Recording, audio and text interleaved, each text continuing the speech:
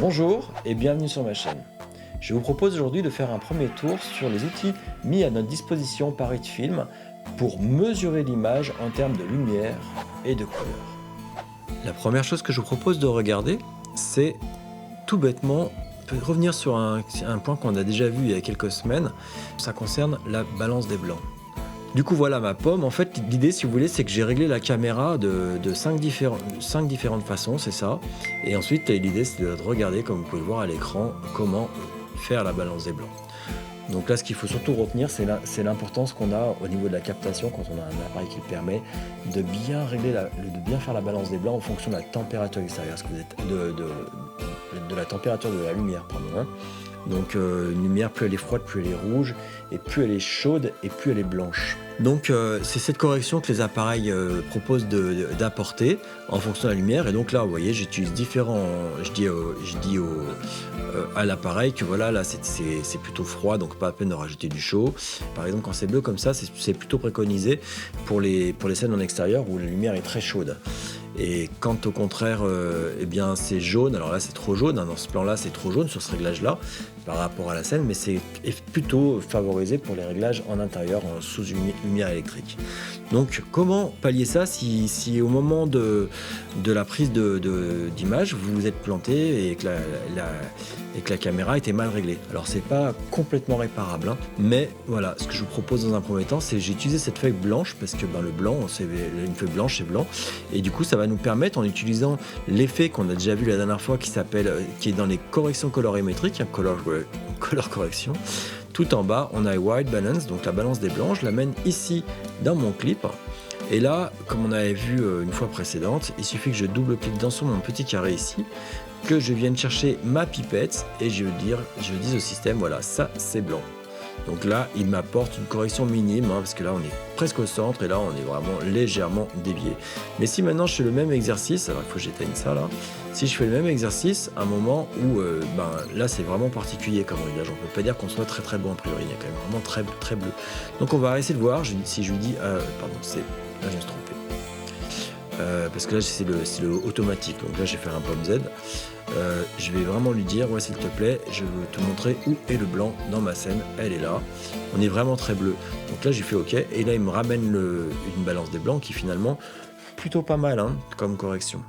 Donc je vais de nouveau l'annuler parce que le réglage que j'ai ensuite, c'est celui-ci où je suis très jaune. Donc là je fais le même principe, le petit carré blanc, je double-clique, je viens chercher ma pipette et je viens ici dire au système que c'est du blanc. Et je fais OK, parce que là il voit bien que c'est très jaune, on est très dans les rouges, vous voyez, on est vraiment là.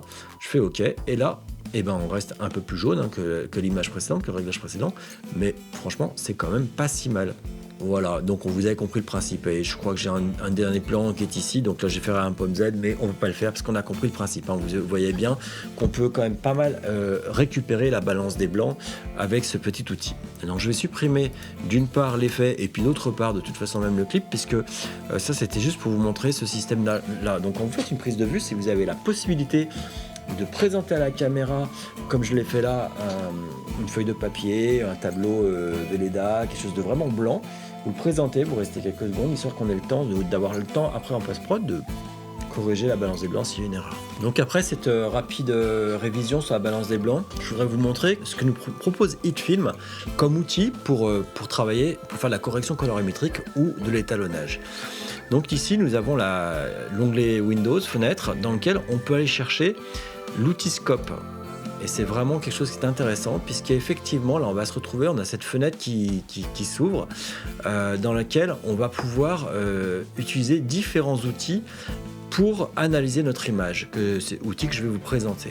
Alors, si par exemple, comme vous le voyez, je mets ce clip ici, alors là je fais oui pour l'instant, dans la fenêtre d'édition, dès que j'ai glissé l'image et que j'ai amené mon curseur sur cette image, alors on se rend compte qu'il y a des formes bizarres qui apparaissent dans mon panneau, dans mon nouveau panneau. Alors petit détail en passant, je vous rappelle que vous pouvez tout à fait faire un panneau flottant en appuyant sur, comme je dis, c'est sur les trois petites barres là, float panel. On peut le fermer ou on peut, comme je vais vous montrer après, le remettre à un autre endroit. Et c'est très agréable quand on fait l'étalonnage d'avoir un deuxième écran. À ce moment-là, on peut le voir sur cette caméra-là. que je pourrais glisser mon outil de mesure sur ma droite pour pouvoir travailler ici et regarder les corrections que ça apporte. Mais c'était une parenthèse. Et là, pour une petite info, on est donc sur un petit film qui dure une petite seconde. Et là, si je lui demande de lire ça en boucle, ce que j'ai oublié, la lecture en boucle, où est-elle déjà? Ici, voilà. Et nous utilisons ça, on peut voir qu'effectivement, c'est la caméra qui s'élève sur un champ de blé. Et là, on a ces espèces de formes bizarres qui réagissent effectivement au film. Il y a une analyse en temps réel de ce qui se passe. Alors déjà, on va regarder ce qu'il y a au niveau des outils et à quoi ils correspondent rapidement. On va prendre le temps qu'il faut quand même. Donc ici, j'ai deux outils, vous voyez, je pourrais en avoir qu'un seul, c'est ce qu'on appelle le parade ici, qui analyse d'une part les rouges, d'autre part les verts et enfin les bleus, qui sont les trois couleurs composantes de l'image en vidéo. Donc elles sont là, elles sont représentées, voilà la quantité de rouge. Ici on a les rouges sombres, là on est en haute, en lumière, et là on est à la gauche de l'image, et là à la droite de l'image. Donc là il y a c'est basse lumière, haute lumière, donc des verts intenses et puis des verts sombres, et depuis la gauche à la droite de l'image. Alors sur cet exemple là c'est pas très parlant, sinon qu'on voit qu'il y a toutes les lignes là de vert qui représentent les épis de blé, et on voit bien qu'effectivement il y a ces espèces de lignes de couleurs. Et puis ces couleurs là qu'on a sur notre image effectivement sont composées d'une certaine quantité de rouge, de vert et de bleu pour obtenir cette magnifique couleur.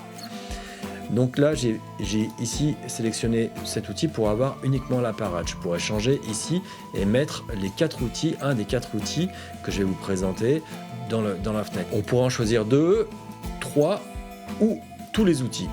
Voilà, tous les outils. Alors tous les outils c'est un petit peu beaucoup, parce qu'on pourrait ne pas avoir besoin par exemple de l'histogramme. L'histogramme c'est la quantité de lumière qu'on a depuis les lumières sombres aux lumières aiguës, les lumières claires pardon, comment elles sont réparties dans l'image. Là je vous ai déjà présenté la parade avec le vert, le rouge, le vert et le bleu. On a le vectorscope qui correspond à la quantité de lumière qu'on va avoir en fonction des différentes teintes. Voilà, ici on a le jaune, ici on a le vert, ici on a le magenta, ici on ne le voit pas mais on a une espèce de bleu sombre qui serait plutôt par là. Là on va avoir, j'ai dit quoi, le magenta, c'était le cyan, autant pour moi, parce que le magenta est là, et là c'est le rouge. Voilà. Et enfin on a le waveform, et le waveform est très intéressant, si ce n'est que peut-être que nous devrions plutôt le mettre en... c'est le cas, visiblement, il est réglé en luminescence. C'était ce que je voulais. Parce qu'avec le waveform, c'est pareil. On a vraiment une décomposition de l'image. Il est assez proche d'ailleurs du parade. Mais c'est tout est confondu. On a la gauche de l'image, la droite de l'image. On a les hautes lumières en haut à 100. Et on a les noirs en bas à 0. Et c'est toute la décomposition de la lumière sur notre instrument. Et ici, on pourrait choisir, donc là, ça c'est vraiment la lumière. Je pourrais choisir de regarder ce que c'est avec les rouges, ce que c'est avec les verts, les bleus, ou voire même carrément s'il y en avait de la transparence. Là c'est pas le cas, on est vraiment dans un fichier MP4 de base, donc il n'y a évidemment pas de transparence. On pourra avoir les trois couleurs rouge, vert et bleu en même temps. Moi personnellement j'aime pas, j'aime plutôt travailler la lumière avec cet instrument là, donc avec la luminance. Voilà, ça c'est pour monter les réglages. On a des réglages sur chacun des outils, mais en dehors du waveform qui était finalement bien réglé, par défaut, je trouve que c'est déjà vraiment très très bien synthétisé. Je vous propose de nous restreindre à 3 outils de mesure de l'image, mais à la place de l'histogramme, on va mettre ici le waveform. Voilà, c'est-à-dire on va regarder ici comment sont réparties les lumières dans l'image, ici comment sont réparties les différentes teintes, et là on va principalement beaucoup l'utiliser pour l'équilibre général de l'image et surtout pour les teintes de peau. J'ai préparé 2 ou 3 petits fichiers pour qu'on comprenne bien ces outils. Donc je vais les chercher, ils sont dans mes médias. Ah non, je les ai pas encore incorporés, donc ils sont glissés là. Donc j'ai fait celui-ci, celui-ci, celui-ci et celui-là. Je les glisse dans ma fenêtre de médias et on va les analyser. Ah, il veut pas lire celui-ci, pourquoi? Mince, pas de chance. Voilà, donc j'ai apporté la petite modification qui m'ennuyait, c'est qu'effectivement j'avais sorti les fichiers en Move, et oui, HitFilm n'aime pas les Move, il n'arrive pas à les lire, donc je les ai ressortis, mes 2 petites compositions en MP4 pour vous montrer de quoi je parle. Voilà, alors déjà on va regarder le principe, c'est que déjà dans un premier temps, avant de faire de la vidéo, j'ai fait une image.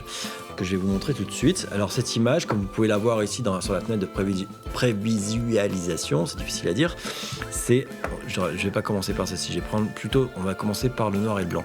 Donc c'est simplement, là on a du noir absolu, là on a du blanc absolu, puis là j'ai pris un gris, c'était vraiment pour vous montrer. Et regardez ce qui se passe si je viens là.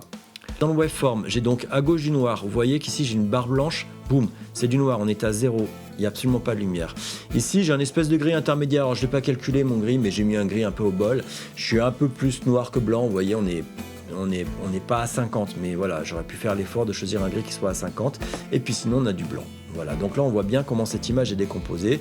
À gauche on a du noir, au milieu on a du gris et tout à droite on a du blanc. Et là sur la parade on voit bien que finalement on a les mêmes quantités de lumière sur les trois couleurs. À chaque fois on a le rouge. Donc l'image elle est décomposée en 3 parties ici. Donc là on a l'image de gauche à droite pour les rouges, de gauche à droite pour les verts et de gauche à droite pour les bleus. Donc on se rend bien compte qu'effectivement le noir, le gris et le blanc, on voit bien leur même composition ici. Et puis là, concernant le vectorscope, qui sert à l'équilibre de l'image et puis aux teintes de peau, là il n'y a pas vraiment d'intérêt, tous les points sont concentrés ici en plein milieu du vectorscope. Voilà, effectivement, il n'y a pas les autres lumières. Alors maintenant, on va regarder ce qui se passe avec mon petit drapeau là. Je vais refaire pareil, je vais mettre à 50 d'échelle pour qu'on voit bien ce qui se passe. Donc là c'est pas compliqué, pour le coup j'ai fait l'effort de mettre un rouge pur, un vert pur, alors quand je dis pur je veux dire 255 parce que là je suis en 8 bits à 255 rouge et puis le vert et le bleu à 0, etc. Pour le vert pareil, à fond sur le vert et puis les deux autres à 0.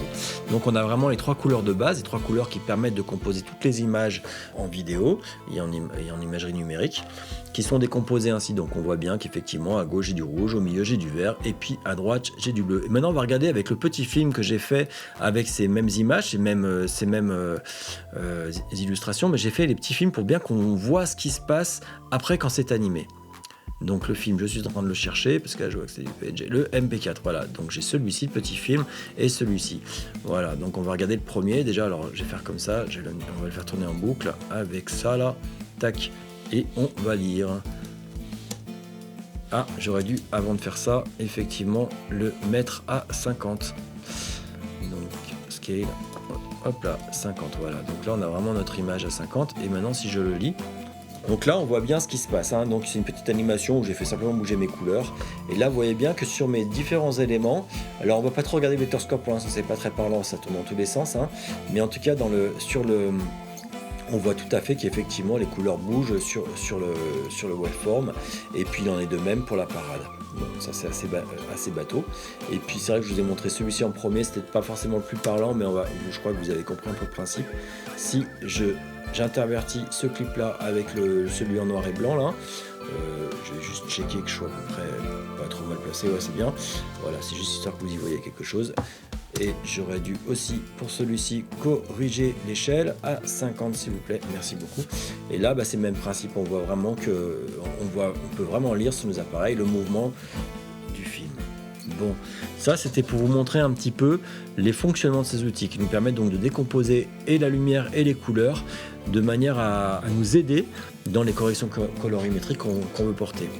On va reprendre peut-être, pourquoi pas, l'exemple que j'ai fait au début avec ma balance des blancs. Donc je prends mon petit film, je mets là, et là on peut voir comment est composée l'image. Alors si par exemple je prends ça là et je fais tourner en boucle au cas où ce soit nécessaire, voilà, on peut se rendre compte effectivement. Alors là il n'y est pas tout à fait, j'ai démarré un peu tôt, voilà comment l'image est décomposée. On a tous les rouges, tous les verts, tous les bleus, et ici on a l'ensemble de notre image qui est pas mal équilibrée. On est pas mal comme ça mieux. J'ai le son, je vais enlever le son, ça sert à rien. Voilà. Et là on se rend bien compte, par exemple là, quand j'ai changé le réglage, c'est assez flagrant entre les deux. Là on est très bleu, et puis regardez ce qui va se passer, je change le réglage et boum, vous voyez comme le rouge est monté d'un seul coup. Donc on voit vraiment ces quantités là. Donc voilà à quoi servent ces outils de mesure qui sont vraiment très faciles d'accès avec cette fenêtre là, et les mesures sont tout à fait raisonnables. Je vais vous montrer ce qui se passe quand une image est dite cramée. Voilà, donc là c'est un plan au bord de mer avec le soleil. Et là, ben voilà, ce qui se passe, c'est que tout à coup, vous voyez que là, au niveau de la lumière sur sur l'eau, là, on a vraiment des réflexions qui sont très intenses. On a même un plan où carrément la caméra regarde le soleil. Donc je suppose que ça a été tourné avec un filtre. C'est pas moi qui ai tourné ces images, c'est des images que j'ai récupérées, libre de droit. Mais en tout cas, voilà. Alors c'est aussi rigolo de voir qu'on voit bien la silhouette de la femme là, qui a les pieds dans l'eau. On voit bien ce qui se joue au niveau de la décomposition de la couleur. Donc là, on n'est vraiment pas de la couleur, pardon, mais là, on est vraiment avec le waveform, excusez-moi pour le bruit, on est vraiment avec le waveform sur une analyse de la lumière. Hein. Donc là, on voit bien que là, on vient craquer dans les blancs ici. Bon, bien évidemment, la lumière étant un mélange décomposé de rouge, recomposé de rouge, de vert et de bleu, on voit bien qu'ici, on a toujours un puits de lumière là, exactement au moment de notre rayon de soleil. Voilà, donc là on voit bien les ronds dans l'eau, les vagues qui viennent, alors pas de chance. Alors voilà, ça commence, on avait un plan sur le soleil au début du plan, et ensuite on voit comment les différents éléments sont lus par nos outils. Voilà la présentation des outils que vous propose HitFilm pour étalonner vos vidéos. Dans une prochaine vidéo, nous allons faire un exemple d'étalonnage pour voir comment utiliser les différents effets mis à notre disposition sur la version gratuite de HitFilm pour faire un étalonnage correct d'une scène. Si cette vidéo vous a plu, n'hésitez pas à mettre un pouce pour dire à l'algorithme de YouTube que ce contenu vous intéresse.